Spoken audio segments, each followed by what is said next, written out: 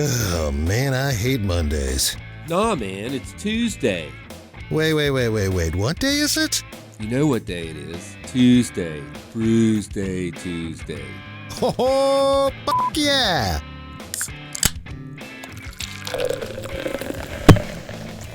It's time for Brewsday Tuesday, powered by the Fatback Soul Shack in Christiansburg. Here is Drez and Huck. That's why I wait to right then to turn the mics on. You don't get the bumping of the mic. It was a little early today. How'd it work out for you? Well, not so good. I should have stuck with my gut there. I thought that we were good to go, but no. It is Brewsday Tuesday, and it is powered by the Fatback Soul Shack. Awesome spot over there in Christiansburg. 118C off I-81. Go give them a try.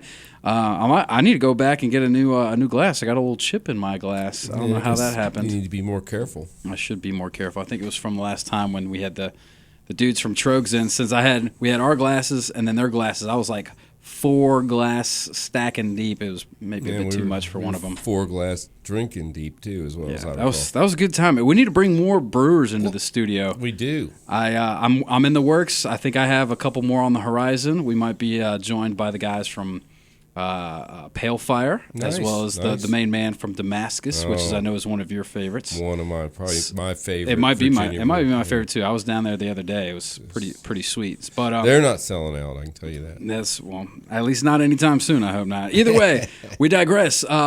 We're a day late and $1 short on this one, but we figured since it is still kind of the season, and we had to get Trogs, and we were going to do this segment last week, but when Trogs is in town, you bring in the guys from Trogs. So Halloween beers. Yeah. So in spirit, Halloween started Friday and went through Monday. So there's so much going on. Started like a month ago. Yeah, let's really. Be honest. But there's so many days and parties that I figured I'd up the levels. So we're having 4 beers for Halloween. We're doubling down. We're each going to have a beer because every time I have the same beer, we're like saying the same thing.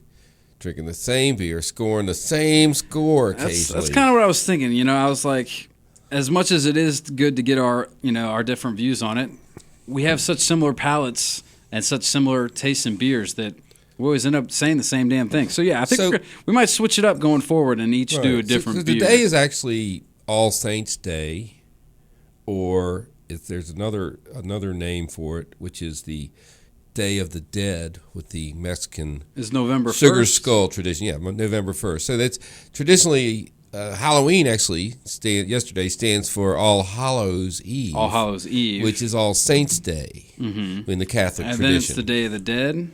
And I'm not Catholic, so I go with the Mexican Sugar Skull Day of the Dead. It's also my daughter Whitney's birthday. Happy birthday. Happy birthday, Whitney. Hey, before we get all carried away, maybe we should tell people what beers we're drinking. Oh, yeah, okay. So, I was leading into that. So, okay. So we have these 2 holidays. So what I did was I found beers that were related to one or the other. Okay. So what I have now is I have a Stone Enjoy By 10/31/16, which absolutely is Halloween. It has a bat and the stone head on it. So you messed up because you're enjoying it a day later.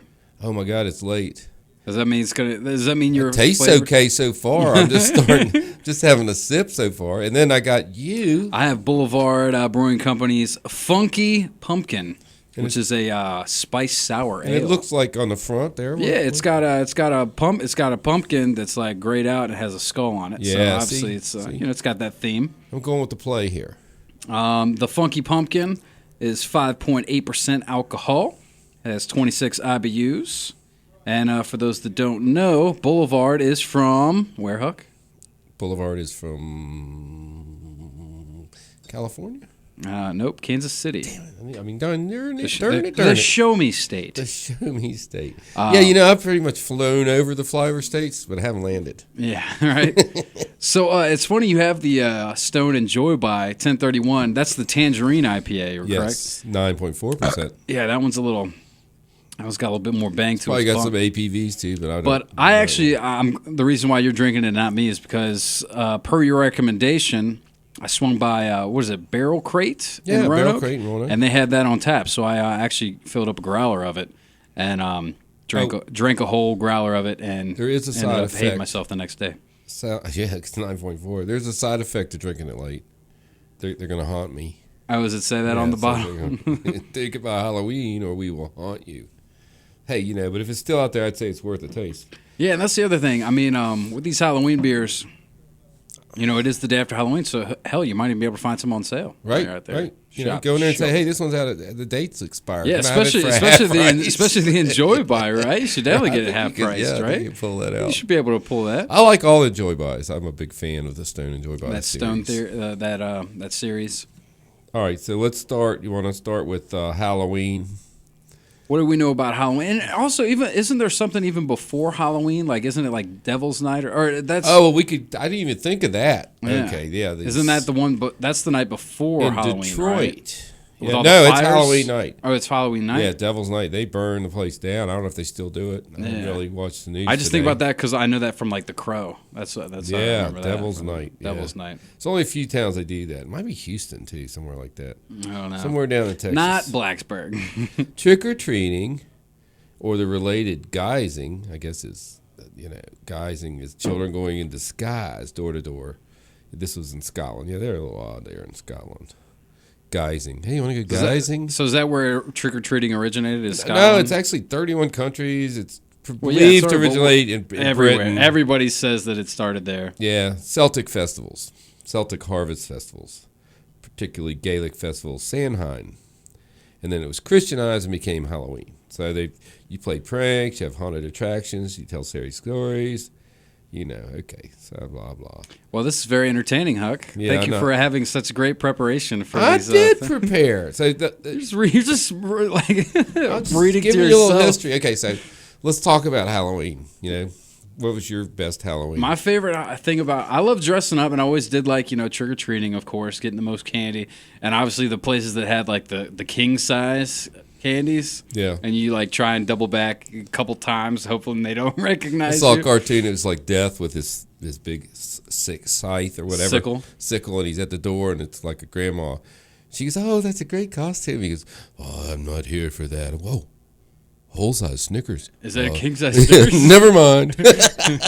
I'll be back next year. Next year. But yeah, dressing up is cool and stuff as a kid. You're getting candy, which is fantastic. And then you get older and dressing up is still cool because then you're just out partying and getting drunk and having a good time. So well, I grew up in the days when, everybody, the baby boomers. I was a baby boomer. So in my neighborhood, like the house behind me had 6 kids. The house across the street had 4.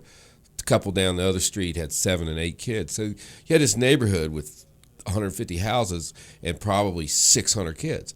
So we would all go out trick-or-treating, mega trick-or-treating. Mm-hmm. And you take a pillowcase and fill it up. But I remember one year I had this really big paper bag, and I walked and walked and walked and walked and got all this candy, and I was walking home kind of dragging my bag. I was little, and it was raining. No, ripped open? And the bottom came out. And damn. None of my 5 brothers or sisters would help. They give me, like candy corn here. Here, you can have the apple with a razor blade in it. That was one of the other things I loved the most was after we were done trick-or-treating, you dump out that whole huge pile of candy. Then you start sorting through it, like, oh, here's my Reese's, here are these. Yep. And then then it's the trading. Yeah, then you start making some bargains with your brothers and sisters. Well, now, as a parent, the kids go out, and I'd help them because I was good at it. And we get back, and we put candy, and then everybody eat a little bit, and then they get a little wild, and we say, well, I'm taking that away.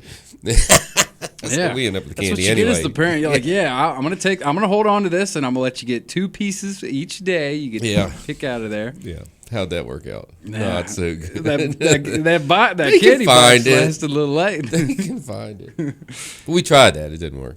Yeah, but nowadays you do the trunk or treat. You go somewhere, and usually a church, and everybody has a trunk, and you pay a fee or you bring candy. And then they give the candy back out. When I was in just in a parking lot? Yeah, in a park, like a church parking lot, yeah. Oh, that's lame. Well, when I was in Fincastle, we started a children's parade where everybody showed up in their costume, and we'd walk a block down the street and a block up the street, and the price was a bag of candy, prepackaged. No, sorry, Granny, don't make anything. I want it all prepackaged. Yeah, and we'd take it all to one house, tear it apart, and throw it in the garbage bags, mix it up, and after the kids finished the parade, they go through in a line and get the candy. And the theory was that then they wouldn't trick-or-treat our houses to death, but they still did. Yeah, of course. But then for a couple of years there, we ran a haunted house in the old car garage. Those were always fun, too. I remember going to a couple of those as kids. The families that were just really into it, super decorations, and then they just...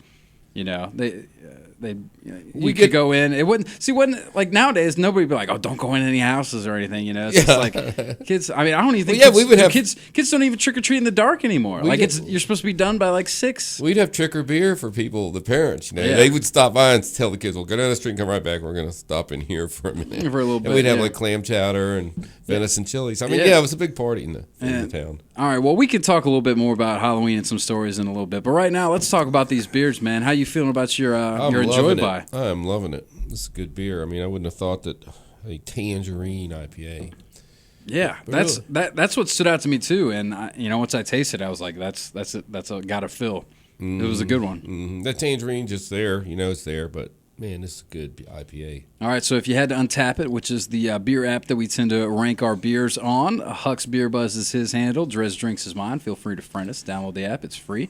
What are you thinking about the Enjoy By, Stone's Enjoy By Tangerine IPA? I think it's definitely a really good beer. It's got, good foam. The color's a little bit orange, but I guess that's a tangerine. I don't know. I'll give it a good 4.5. Nice. I think it's a good beer. Yeah, So definitely. if you can find some left the day after Halloween, It should be on sale. go and get you some. Get it on half price. For me, the Boulevard Funky Pumpkin, it kind of does have that funky pumpkin taste. It is a sour spiced ale, which is good because you know what? There's so many pumpkin beers, man. I don't know about you, but are you almost pumpkined out with all I'm these? still tasting them, yeah. I mean, I'm always down to try a new one, but dude, I tell you what, I'm getting a little pumpkin out by this time of year. But at least this one's got something different going for it. That sourness to it isn't too ridiculous either. Like, some sour beers literally make you like pucker up. Yeah, like they're just too sour. Yeah, too sour. Tart. The spice helps balance that out, and the pumpkin gives it some good notes too. Lacing's great, flavor's great, color's great. I would say the Funky Pumpkin. It's funny, we're drinking different beers, but we're gonna get the same scores, man. I'd say it's a 4.25. It's not perfect, it's not fantastic, but it's a pretty damn good beer for what it is. I mean, it's at least properly advertised. It's a spiced sour pumpkin beer. Right. It's exactly what you think. So I was just going to look. I wonder if this Stone is Virginia. Stone, yeah, Stone aren't they? Stone's out of Virginia. But this one. Nope, this one's from San Diego. That was okay, yeah. That's my question. Yeah, This Gotcha. one is not from Virginia, but that's okay. It's coming. I guess they'll start making it here. I don't know. Maybe that's not a big enough beer. Yeah, maybe they don't do the Enjoy Buys. They should, since they're dated. But anywho, let's take a quick break and let's bust out some more Halloween-themed beer after this quick tune on Brewsday Tuesday. Sounds good.